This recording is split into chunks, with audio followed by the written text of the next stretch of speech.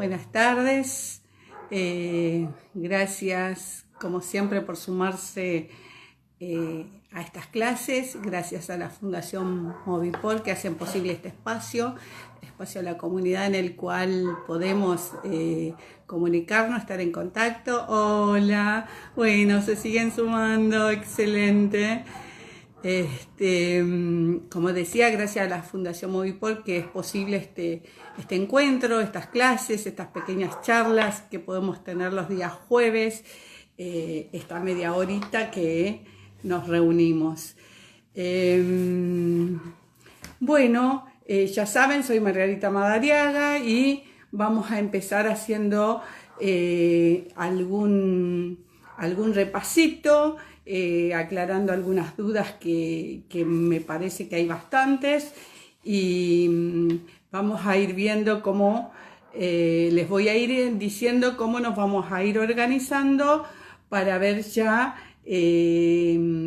estos días que ya empieza el frío, que nos da muchas ganas de salir al jardín, que por ahí tenemos que ver tareas que sean más en lugares cubiertos para no exponernos tanto al frío, ¿sí? Les recuerdo que ayer fue el Día Mundial de la Abeja, de las abejas. Bueno, las abejas es uno de los animales más importantes del mundo, ya que sin ellas no sería posible la polinización. Su trabajo es pequeño, es como que no se ve, pero la verdad que es muy importante. Son el único ser vivo que no transmite enfermedades, no propaga ningún tipo de enfermedad yendo de un lugar a otro, ya sean hongos, virus o bacterias, dado que ellos no trasladan patógenos, ¿sí? Entonces las abejas son muy importantes, son beneficiosas, tenemos que tratar de cuidarlas, de mantenerles su hábitat donde ellas puedan permanecer y bueno, que se sigan multiplicando y no que desaparezcan, ¿sí? Se cree que un 70% de la agricultura mundial se da gracias a las abejas. Así es que es muy importante. Favorecen la polinización y la reproducción de las plantas, ¿sí? Son indispensables para los humanos. Si se extinguen, puede afectar realmente a todos nosotros, ¿sí? Una de las formas que se pueden extinguir es por pesticidas y deforestación. También hay un estudio que estuve leyendo que es suizo, que dice que la radiación o las ondas de los celulares pueden afectar de una forma a las abejas, ya que las microondas como que las hacen perder su orientación y se suelen perder y bueno, y no llegan a destino. Las soluciones serían no usar pesticidas, restaurar los lugares de hábitat natural y bueno, y lo más importante, impulsar la agricultura agroecológica, que es lo que nosotros estamos haciendo o queremos hacer de a poquito, despacio, con ganas. Y bueno, la agricultura agroecológica es la suma de todo lo que es beneficioso para el medio ambiente y para nuestra forma de vida y nuestra alimentación. Tengo varias preguntas. Voy a empezar con una que me hace José. Dice, tengo árboles en mi huerta y me pregunta si es necesario que los saque. Él tiene una amplia, un tamaño, yo diría más bien grande, no pequeño, en el cual puede tener árboles, huerta, o sea, primero yo no soy muy partidaria de sacar los árboles que hay en el lugar. No sabemos si son, de qué árboles me habla José si son frutales, si son árboles de sombra, de hoja caduca, de hoja perenne. No me dice qué tipo de árboles, pero yo le diría que no lo saque, no tiene mucho sentido sacar los árboles para hacer la huerta si las dos cosas se pueden hacer en el mismo lugar. Tener en cuenta que en el sector donde están los árboles, que por ahí puede haber más sombra, ver y planificar qué hortalizas podemos poner en esa zona, porque hay hortalizas que necesitan menos sol o más sol dependiendo de la variedad, ¿sí? En ese lugar podría planificar y ver de poner plantas que no necesiten tanto sol, como las lechugas, la rúcula, algunas de esas hortalizas de hoja, ¿sí? Eso sería por un lado. Y teniendo en cuenta que hay hortalizas que necesitan entre 4 y 5 horas de sol directo, que serían las de hoja, o sea, en los lugares donde tenemos árboles que nos dan sombra o que tenemos espacio que no tenemos mucho sol, podemos planificar, haciendo la planificación, como yo les decía anteriormente, en una de las clases anteriores. Esto no sé si lo podrán ver, pero esto es una planificación de una huerta.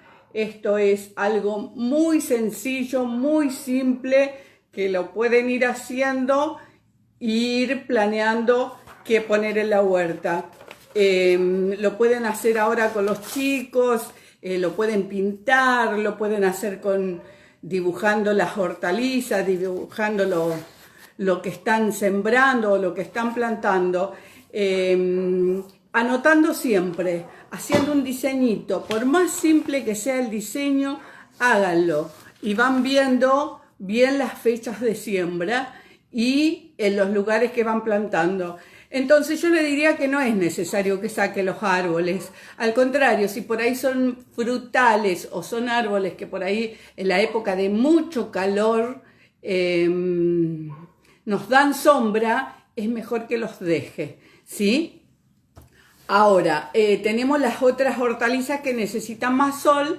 Esas las va ubicando en el lugar donde tiene más sol, que son de 6 u 8 horas de sol, que son las hortalizas de frutas, ¿sí?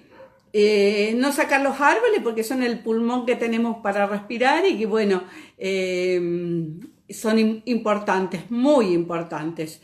Bueno, después Carolina me dice, siembra en maceta y qué medidas y cuánto tiempo tarda en tener las hortalizas en las macetas. O sea, me pregunta, si puede sembrar en maceta, la medida de las macetas y el tiempo que va a tardar en cosechar esas hortalizas. Bueno, maceta, sí, ya sabemos que se puede trabajar en maceta, se puede hacer huertas en maceta de distinto tamaño, teniendo siempre en cuenta la medida de la raíz de lo que vamos a poner. Por ejemplo, la profundidad de las raíces. Hay raíces que son muy superficiales, que son muy por arriba, como por ejemplo el perejil. El perejil tiene raíz que no es muy profunda. Si lo pongo en el suelo quizás me va a hacer una raíz muy profunda, pero si lo pongo en una maceta de más o menos 10 centímetros, 15 centímetros de profundidad, me va a funcionar. Así es que no necesita tanta profundidad. Ahora, para los repollos, los brócolis, coliflor, zanahoria, que tienen raíz más profunda, ahí sí necesitamos macetas de unos 40 centímetros de profundidad para que se desarrolle bien la raíz y los frutos puedan llegar a hacer y podamos llegar a tener frutos, ¿sí? Esa es la idea. Ya sería más o menos de 40 centímetros de profundidad. El tamaño aéreo de la planta también influye en la maceta que nos... O sea, tenemos que tener en cuenta la raíz, qué raíz va a tener y qué tamaño va a tener la planta ya cuando esté crecida. Por ejemplo, una planta de rúcula tiene de ancho, más o menos ocupa 5 centímetros, y de alto, en su máximo esplendor, serán 15 centímetros. O sea que no es la rúcula no necesita mucho espacio, pero un repollo, una planta de repollo necesita más profundidad y más ancho, porque su altura en la maceta va a ser más alta, va a llegar por ahí a los 30 centímetros. Entonces, para lo que son perejil, orégano, ese tipo de plantas, no necesitamos macetas tan profundas. Si queremos poner zanahoria, remolacha, esas que tienen bulbo y que son más profundas o más grande la raíz, sí necesitamos macetas más grandes. Las habas, por ejemplo, son una planta que se hace de altura más o menos 40 centímetros o más y tiene una raíz también profunda. Necesita macetas más o menos de 40 centímetros para las habas. Se pueden poner 3 plantas, 4 plantas, dependiendo del tamaño. La profundidad tiene que ser más o menos 40 centímetros. ¿Sí? El tiempo en el recipiente, bueno, el tiempo que yo lo voy a tener en el contenedor va a depender de qué es lo que voy a hacer yo. Si yo lo voy a sembrar en un lugar que va a quedar permanente, o si yo voy a hacer un almácigo y después ese almácigo lo voy a trasplantar a otro lugar, voy a ver el recipiente o el tiempo que yo necesito tenerlo, ¿sí?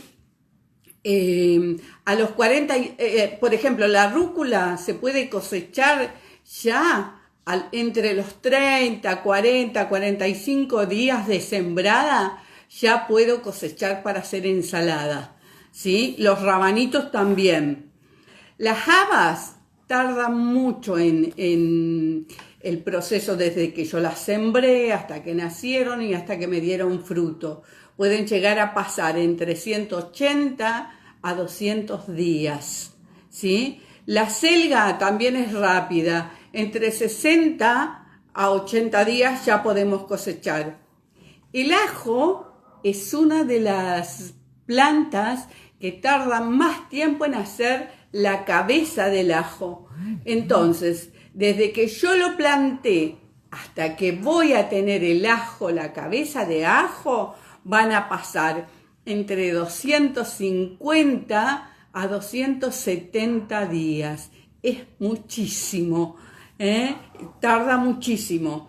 La frutilla, por ejemplo, la frutilla yo la puedo hacer de estolón, que es la guía que larga la planta madre, o también la puedo hacer de semilla. Tarda más si yo la hago de semillas hasta que me da fruto, pero la puedo hacer de las dos maneras. Y la frutilla tarda más o menos entre 150 a 180 días para consumirla, ¿sí?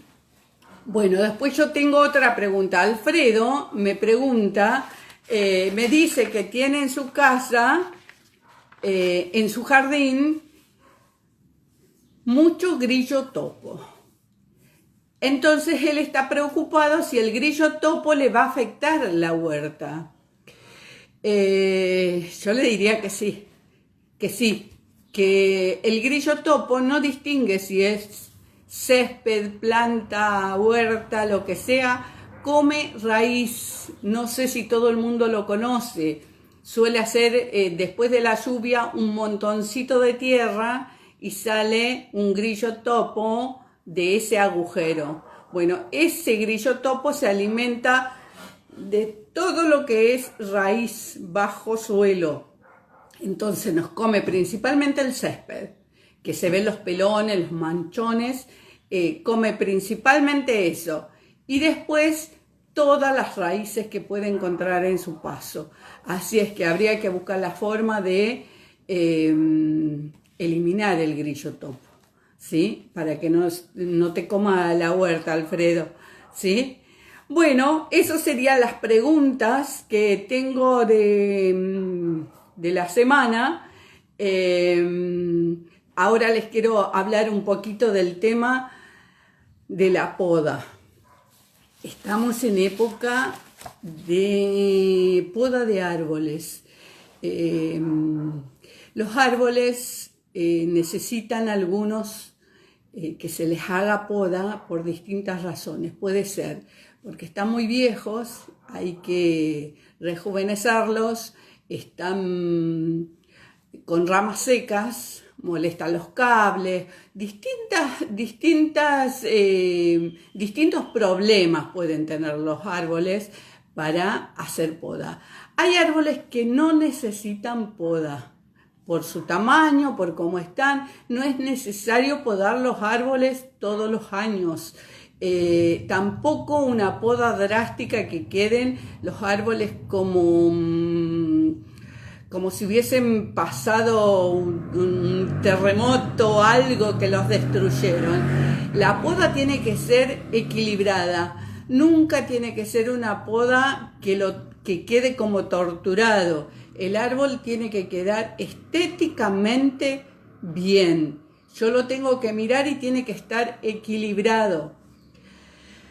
¿Cómo sé yo cuándo tengo que podar? Bueno, por ahí hay señales. Hay árboles que tienen hoja seca, que sería una poda de limpieza. O ya digo, podas que pueden ser porque molestan, porque tengo que construir, porque me cubrió una ventana, por lo que sea. El signo que me muestra el árbol que yo lo tengo que podar es cuando tiró todas las hojas. Los árboles tienen que tirar todas las hojas para hacer la poda.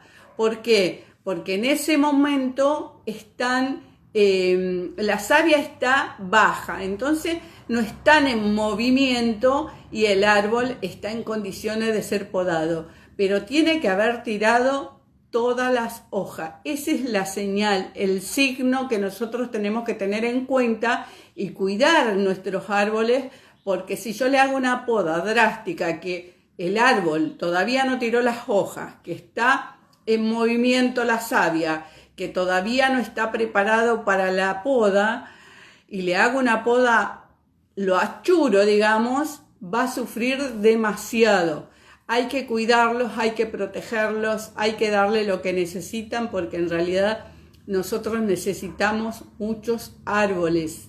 Y la huerta está acompañada con árboles, con aromáticas, con plantas florales, todo lo que sea cultivar va unido. Esa es la idea. No podemos romper una cosa o una planta para poner otra. La idea es la biodiversidad, la mezcla, que convivan distintas plantas con árboles, con arbustos, todo, que se haga un ecosistema para tener insectos benéficos que nos beneficien en la huerta. Por ahí pasa el tema también de los árboles. Juntar las hojas. Acuérdense siempre de juntar las hojas ahora que están tirando los árboles. Hoy, por ejemplo, ha sido un día que han caído muchísimas hojas. Juntar para tirar en la pila del compost, para hacer compost, para ver cómo vamos mejorando suelo, ¿sí? Me voy a fijar si hay alguna pregunta. No, saludan nada más. Bueno, igual si tienen alguna duda, alguna pregunta, me pueden hacer o me pueden seguir por Instagram, pueden mandar alguna pregunta a la fundación, lo que necesiten que pueda ser útil, no duden en pedirlo, ¿sí? Bueno, volviendo al tema de los árboles, cuidarlos, juntar todo lo que sacamos de poda. También se pueden podar algunos arbustos, algunas plantas que necesitamos hacerle limpieza. Ahora es la época de hacerlo. No para todas, pero algunas sí se puede hacer. Todo ese desecho que nosotros vamos a ir juntando, lo vamos a ir guardando para nuestra compostera y hacer el compostaje, obtener buena tierra para mejorar nuestro suelo, ¿sí? Yo les voy a mostrar acá cómo tendría que ser más o menos, tener en cuenta la forma, a ver si se puede ver esto, de un árbol, ¿sí? Fíjense que la parte de arriba es la copa, lo que nosotros tendríamos que podar. Y esto de acá es raíz, ¿sí? Esto es lo que nosotros no vemos, está bajo suelo, bajo tierra. Entonces, nosotros siempre tenemos que tener en cuenta que un árbol, lo que tiene arriba de copa, lo tiene abajo en el suelo, ¿sí? Entonces tenemos que hacer el equilibrio y tiene que quedar el árbol estéticamente bien, no afearlo, sino que quede más lindo, ¿sí? Entonces tener siempre en cuenta eso, tener en cuenta de hacer el diseño de la huerta, y si hubiesen algunos insectos en esta época que por ahí con la humedad, el frío, falta de sol aparecen, hay unos preparados caseros para hacer, ¿sí? Agua con jabón, para los pulgones, para la cochinilla, para los bichos verdes que ahora empiezan a aparecer mucho. También alcohol de ajo, de cebolla, macerado de ruda. La ruda anda muy bien. Los otros días me preguntaba una señora si le servía la ruda para eliminar piojos. La verdad que sí. El agua de ruda sirve cuando más de alguno de nuestros hijos ha tenido piojos más de alguna vez. Yo por lo menos siempre usé, o las pocas veces que usé, o las veces que usé ruda. Anda bastante bien, se puede hacer una infusión e incluso mezclar con lo que se lava el cabello, puede ser ponerlo en la crema de enjuague, en el champú. Ahí hay que ver cómo lo usamos, pero se puede usar y anda bastante bien. Infusión de manzanilla, que sirve de repelente para las babosas, para los caracoles, ahuyenta. La ruda también ahuyenta los gatos, las mascotas que van a la huerta, los ahuyentamos por ahí con agua de ruda o con ruda, ¿sí? Macerado, purín de ortiga. La ortiga también funciona bien. Si ustedes tienen ortigas en algún lugar, se pueden guardar, se pueden sacar, guardar y hacer macerado para ahuyentar los pulgones, para fumigar, para hacer fumigaciones naturales en la huerta, para no aplicar productos químicos y evitar que tengamos alguna plaga, ¿sí? Pero si tenemos el equilibrio en las plantas, en lo que es hortaliza, lo que es aromática, algunas plantas medicinales, y vamos haciendo la rotación de cultivos, la verdad que no tendríamos que tener problemas con insectos dañinos, ¿sí? Recuerden lo otro también, las semillas ahora que empieza la época de más frío, la semilla tarda más en germinar y hay que tener más paciencia, disminuir el riego y buscar el lugar que sea más abrigado, que haya más sol. Ahora que empezamos invierno, los meses de invierno son los más fríos y más difícil que las semillas germinen. Las semillas más grandes, recuerden que van más enterradas, Las semillas chiquitas van más, como la lechuga, por ejemplo, que son muy chiquitas, van superficialmente puestas en la tierra.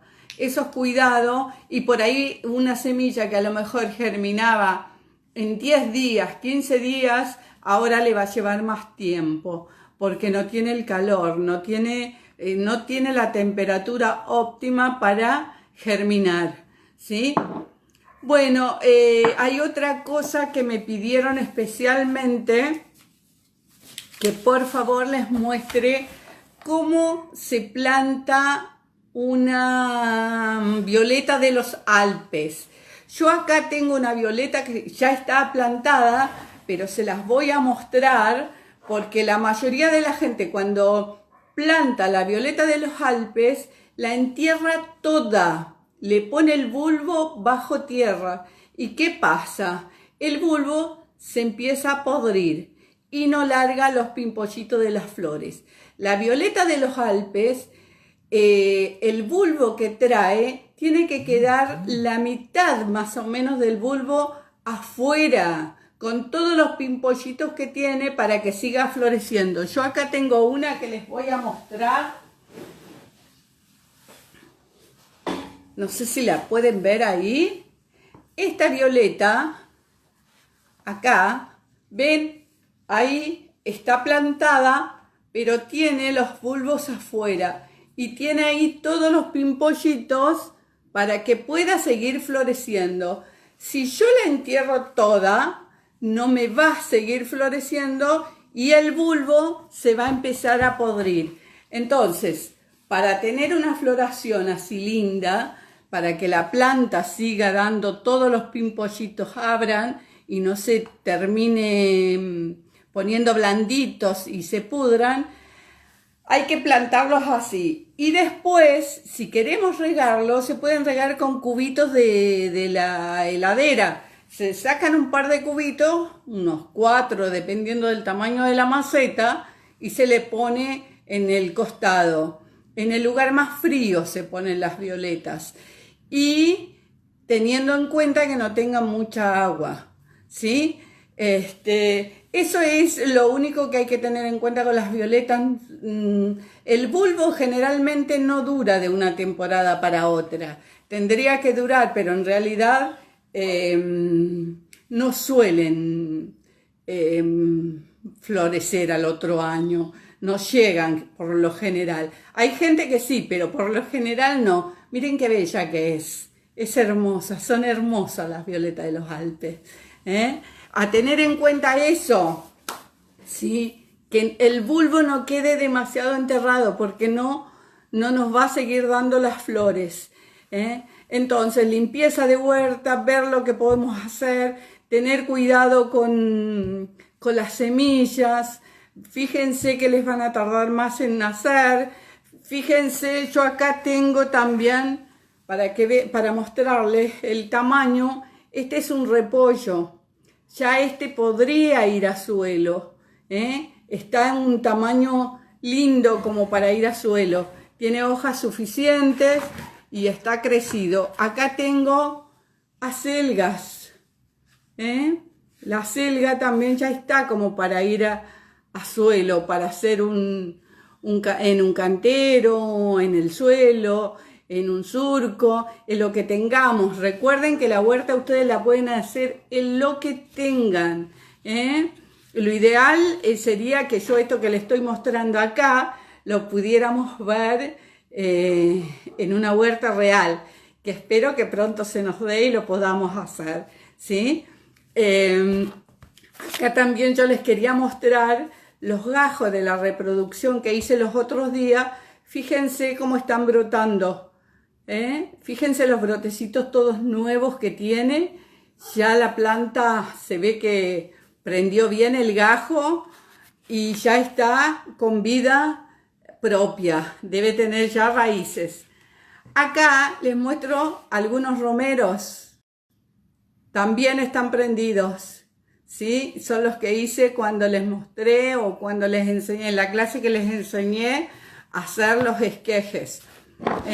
También hice esto de laurel y de cedrón. Ahí están prendiendo los dos. Acá hay otro de menta. ¿Sí? Están todos prendidos.